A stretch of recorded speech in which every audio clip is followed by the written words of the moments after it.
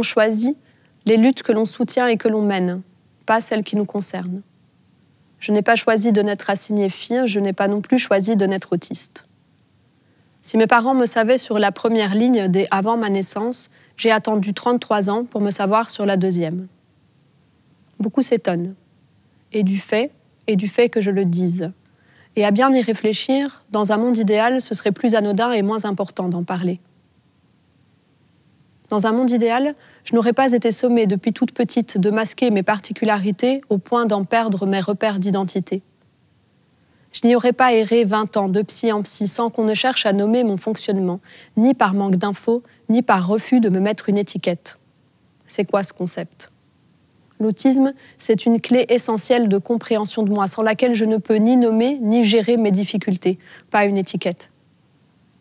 Je n'aurai jamais à entendre que je n'ai pas l'air autiste dans un monde idéal, ni comme un pseudo-compliment, ni comme une remise en question du fait. Parce que c'est faux. Pour qui sait où regarder et avec qui je me permets d'être moi-même, ça se voit, même si j'ai été conditionnée à camoufler les signes les plus visibles.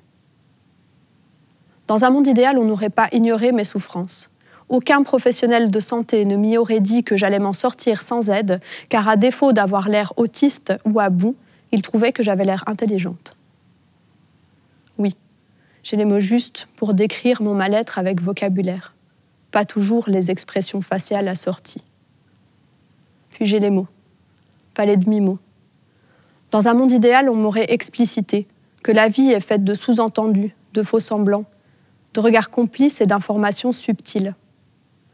J'y aurais appris plutôt à t'expliquer que si je te regarde peu quand tu parles, c'est juste que ton visage, c'est de l'info en cascade qui brouille le message, mais ça m'intéresse ce que tu dis. Sinon, je te l'aurais déjà dit. J'ai pas de filtre. Je comprends peu la différence entre politesse et hypocrisie, mais je te respecte vraiment, hors du cadre établi. Je pourrais m'intégrer dans un monde idéal. Mon handicap n'y serait ni dit invisible, ni invisibilisé. Il ne serait même pas un handicap.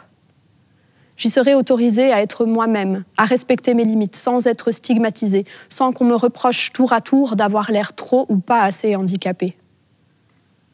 Dans un monde idéal, avoir des comportements restreints et répétitifs et une gestion différente de la communication et des relations ne serait pas un motif de discrimination, un tabou, un problème. Dans un monde idéal, mon identité n'aurait pas besoin de lutte associée. Car c'est bien de lutte dont il s'agit.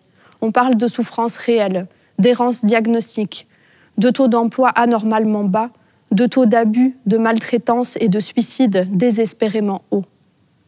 Et c'est bien dans ce monde réel et hostile que je suis autiste. Alors oui, je le dis et l'affirme, avec fierté, assurance et militance.